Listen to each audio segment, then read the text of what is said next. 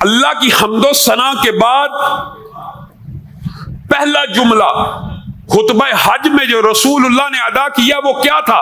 حرمت انسان، حرمت جان، حرمت مال. کیا؟ تمہارا خون، تمہاری جانیں ناحق ایک دوسرے کے اوپر حرام کر دی گئی ہیں. کیا مطلب؟ ایک دوسرے کا خون بہانا حرام ہے. اور اگر اس سے بھی اگر آپ رسول اللہ صلی اللہ علیہ وسلم کی زندگی کی مختلف احادیث کے اوپر غور کریں تو سباب المسلم فسوق، دماغ تو بڑی دور کی بات ہے، خون تو بڑی دور کی بات ہے، مسلمان کو گالی دینا فسق ہے، برا بھلا کہنا جائز نہیں ہے.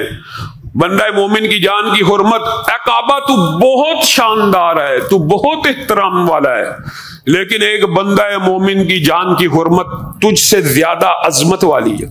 اور ہمارے ہاں بندہ مومن کو مار دیا جائے، کبھی جائیداد کے جھگڑے میں، کبھی پلاٹ کے جھگڑے میں، کبھی غیرت کے نام کے اوپر، کوئی مسئلہ ہی نہیں.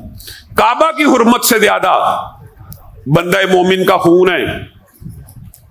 اور وہ خون جس طرح مرضی آپ بہاتے چلے جائیں، آپ کو نہ کوئی پرواہ ہے. اسلام کا آپ نے مزاج نہیں سمجھا.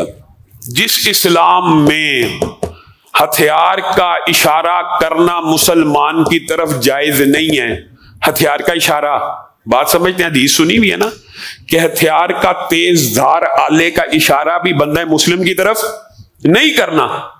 اشارہ حرام ہے تو مارنا جائز ہے. اگر ایک آدمی کو انہ من قتل نفسا بغیر نفس او فساد فی الارض فکأنما قتل الناس جميعا، جس نے ایک انسان کو قتل کیا اس نے آدم سے لے کے قیامت تک کے ہر انسان کو ہی قتل کر دیا. فرق کیا ہے؟ اور بھائی آدم کا بیٹا مار دیا تو انسانیت کو ختم ہی کر دیا. آدم کے ایک بیٹے کی حرمت کے بارے میں یہ قرآن کہہ رہا ہے، یہ رسول اللہ کا فرمان. بعض لوگوں کو شاید سمجھ نہیں آتا. قرآن کہہ رہا ہے جس نے ایک جان کو مارا اس نے پوری انسانیت کو مار دیا. وجہ اس سے بھی تو نسل چلنی تھی، اس سے بھی اولاد ہونی تھی. آپ نے اس کو قتل کر دیا، آپ نے پوری انسانیت کو قتل کر دیا. اور جس نے بندہ مومن کو قتل کر دیا، یہ تھا عام انسان کو قتل کرنا، اس میں مومن مسلم غیر مسلم کی کوئی تفریق نہیں ہے. جس نے کسی جان کو ناحق قتل کیا. اور یہاں پہ جو بندہ کسی مومن کو قتل کر دے اس کے لیے تو پھر ابدی جہنم ہے، ابدی جہنم ہے. قرآن کی آیت ہے. بندہ مومن کا قتل چھوٹی بات نہیں ہے، بندہ مومن کو اذیت دینا چھوٹی بات نہیں ہے. اللہ کے بندو، ہم اس مذہب سے، اس دین سے تعلق رکھتے ہیں کہ جس دین میں وضو کا پانی زیادہ بہانا جائز نہیں ہے. وضو کا، وضو طہارت کے لیے ہے، عبادت کے لیے ہے، ثواب کے لیے ہے. وضو کرنے سے گناہ جھڑتے ہیں، اس میں مبالغہ جائز ہے. اس وضو کے اوپر رسول اللہ پانی کے زیادہ بہانے کو روک رہے ہیں تو انسان کے خون کو بہانا اس مذہب میں جائز ہے. یہ خارجیوں کا دین ہو سکتا ہے، مسلمانوں کا دین نہیں ہے. قانون ہاتھ میں لینا، کسی کو ناحق قتل کر دینا، کوئی واجب القتل جرم بھی کرے، یہ مسئلہ کئی لوگوں کو سمجھ نہیں آتا. متشدد جو خاص طور پہ لوگ ہیں، جن جرائم کے اوپر قتل واجب ہو جاتا ہے، آپ کو پتہ ہے وہ جرائم، اگر ریاست موجود ہے تو یہ کام کس نے کرنا ہے؟ ریاست نے کرنا ہے. جس کے اوپر قتل واجب ہے، ایک بندے نے قتل کیا ہے اس کا قتل واجب ہے جب تک وہ رسا معاف نہ کرے. جس نے جادو کیا ہے، جو رسول اللہ صلی اللہ علیہ وسلم کی گستاخی کرتا ہے، جو زنا بالجبر کرتا ہے، جو ڈکیتی کرتا ہے، یہ سب جو جرم ہیں جن کے اوپر قتل واجب ہو جاتا ہے، ان کے اندر بھی قتل میں نے اور آپ نے نہیں کرنا. کس نے کرنا ہے؟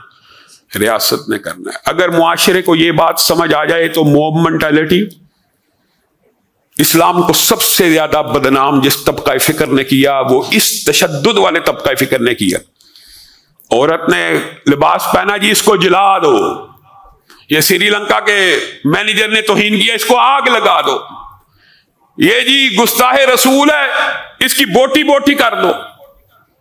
آج گستاخان رسول کے حمایتیوں کو اگر جرت عطا ہوئی ہے کہ وہ اس قانون کے اوپر زبان کھولے تو یہ آپ لوگوں نے فراہم کیا جو اس طبقہ فکر سے تعلق رکھتے ہیں، مذہبی متشددہ. ہو سکا تو انشاءاللہ دوسرے خطبے میں اس بارے میں گفتگو کریں گے. گویا رسول اللہ صلی اللہ علیہ وسلم نے چارٹر آف جو انسانیت کا چارٹر ہے اس کی ابتدا انسانی جان کی حرمت سے کی، اور دوسرا جو شک پیش کیا وہ انسانی مال کا پیش کیا.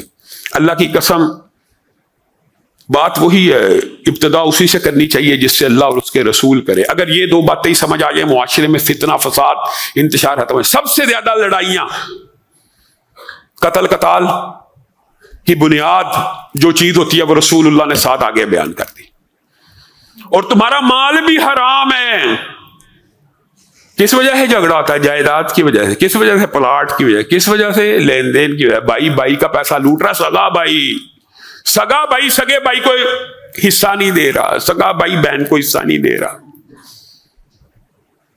جو اس سے اللہ تعالیٰ نے مقرر کیے ہیں انہی کے حق میں وصیتیں ہو رہی ہیں. اللہ تعالیٰ نے وراثت کے حصے مقرر کیے اللہ نے کہ بیٹے کا اتنا، بیٹی کا اتنا. ایسے عجیب لوگ ہیں اچھے خاصے پڑھے لکھے فوت ہونے والے ہوتے ہیں تو اپنے انہی بچوں کے حق میں وصیت کر جاتے ہیں کہ اس بیٹے کو ذرا کچھ زیادہ دے دینا وصیت میں.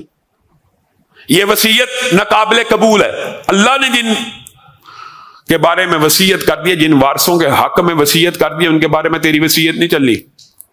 وصیت کس کے بارے میں چلنی ہے؟ غیر وارث کے حق میں. غیر وارث کے حق میں. وارث کے حق میں وصیت کی کوئی حیثیت نہیں ہے کیونکہ اس کی میراث اللہ نے بیان کر دی ہے بس. لیکن ہم اس وقت بھی ڈنڈی مارتے ہیں جب اللہ کے پاس پیش ہونے والے ہوتے ہیں، اس وقت بھی ڈنڈی مار جاتے ہیں.